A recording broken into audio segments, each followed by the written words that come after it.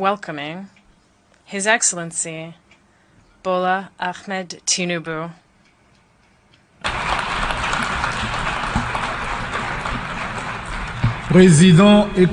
President and Commander-in-Chief of the Armed Forces of the Federal Republic of Nigeria. And I invite him to take the floor. Mr. President, Head of State and Government, Secretary General, distinguished delegates, ladies and gentlemen, on behalf of the people of Nigeria, I congratulate you on your well-deserved election as the President of this session of the United Nations General Assembly. We commend your predecessor, His Excellency Chaba Korochi, for his able stewardship of the Assembly also. We also commend His Excellency Antonio Guterres, Secretary General of the United Nations, for his work seeking to forge solutions to humanity's common challenges. This is my first address before the General Assembly. Permit me to say a few words on behalf of Nigeria, my country, on behalf of Africa, my continent, regarding this year's theme. Many proclamations have been made, yet our troubles remain close at hand. Failures in good governance have hindered Africa, but broken promises, unfair treatment, and outright exploitation from abroad have also exerted a heavy toll on our ability to progress. Given this long history, if this year's theme is to mean anything at all, it must mean something special and particular to Africa. In the aftermath of the Second World War, nations gathered in an attempt to rebuild their war-torn societies. A new global system was born, and this great body, the United Nations, was established as a symbol and protector of the aspiration and the finest ideas of humankind. Nations saw that it was in their own interest to help others exceed the rubbles and wasteland of war. Reliable and significant assistance allowed countries emaciated by war to grow into a strong and productive society. The period was a high water mark for trust in global institutions and the belief that humanity had learned the necessary lessons to move forward in global solidarity and harmony. Today, for several decades, Africa has been asking for the same level of political commitment and devotion of resource that described the Marshall Plan.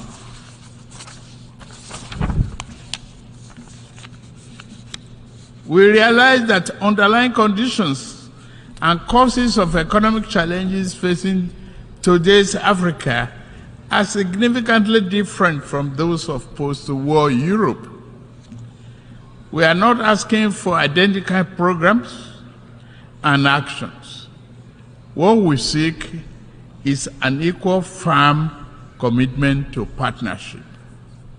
We seek enhanced international cooperation with African nations to achieve the 2030 Agenda and Sustainable Development Goals.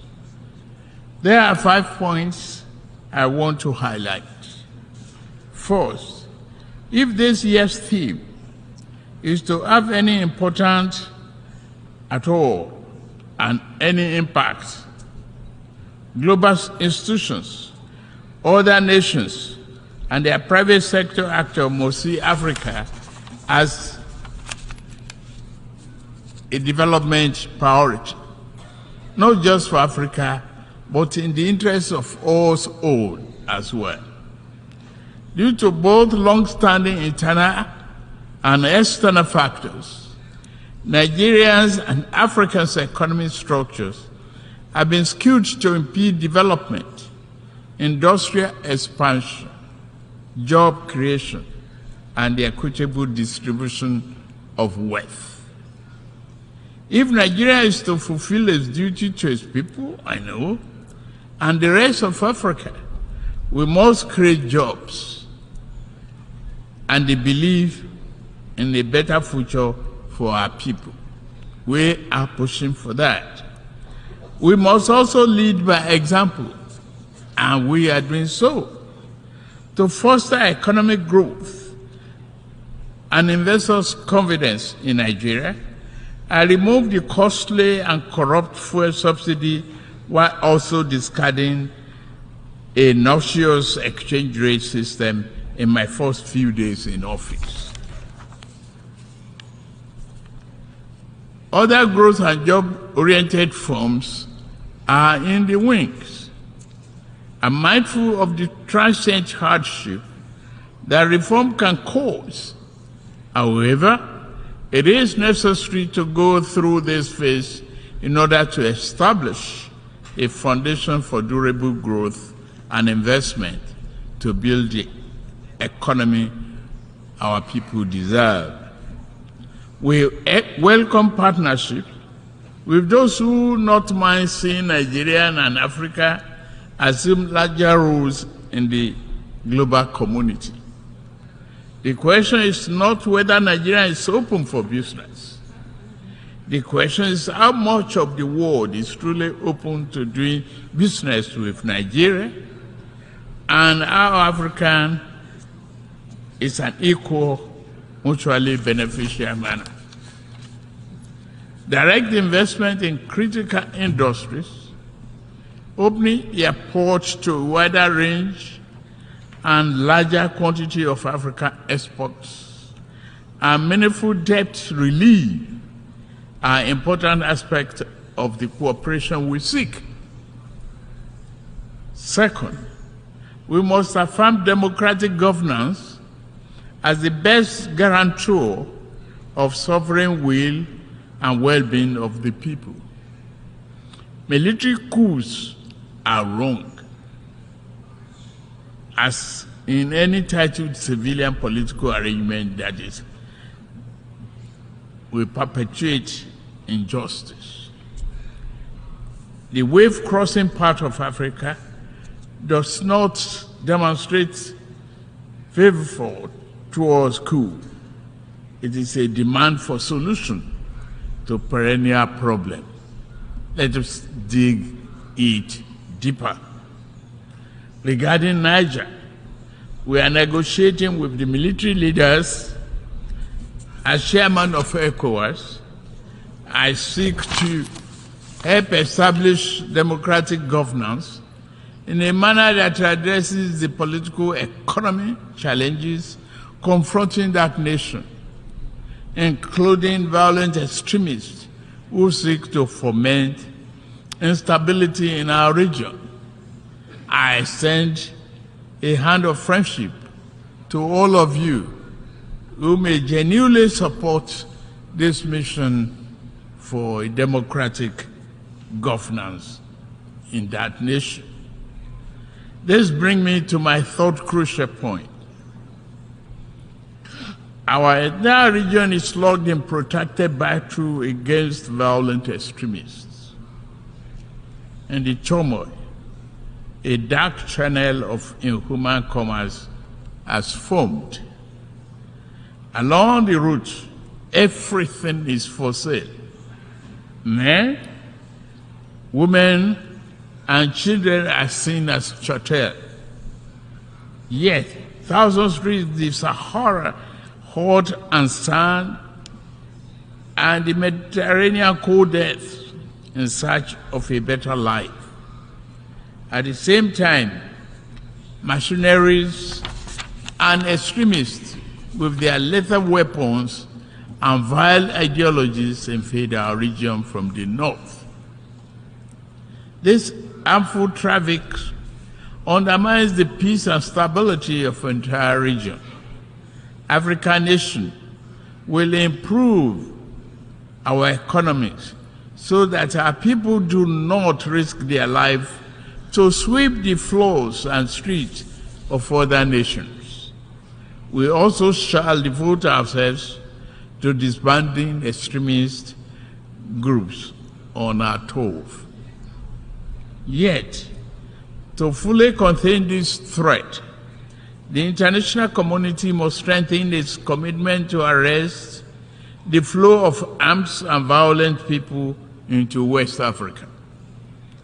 The fourth important aspect of this global trust and solidarity is to secure the continent's mineral-rich areas from plundering and conflicts. Many such areas have become catacombs of misery and exploitation. The Democratic Republic of Congo has suffered this for decades, despite the strong UN presence there. What happened?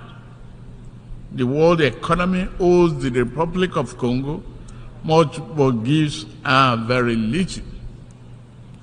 The mayhem visited on resource-rich areas does not respect national boundaries. Sudan, Mali, Burkina Faso, Central African Republic, and the list grow on and on and on. The problem also knocks at Nigeria's door. Foreign entities abated by local criminals who aspire to be petty warlords have drafted thousands of people into servitude to illegally mine gold and other resources. Billions of dollars meant to improve the nation's economy now fuel violent enterprises. If left unchecked, they will threaten peace and place national security at a grave danger. Given the extent of this injustice and the high scales involved, many Africans are asking whether the phenomenon is by accident or by design. Members' nations must reply by working with us to deter their farms and nationals from the 21st century pillage of continent riches. Fifth, climate change severely impacts Nigeria and Africa. Northern Nigeria is honored by desert encroachment, hounded from the north. All are arable lands. Our south is pounded by the rising tide of coastal flooding and erosion. In the middle, the rainy season brings flood that kill and displace multitudes. As I lament death at home, I also lament the grave loss of life in Morocco and Libya. The Nigerian people are with you. Please note that. African nations will fight climate change, but must do so on fair and just terms. To achieve the need popular consensus, this campaign must accord with overall economic efforts. In Nigeria, we shall build political consensus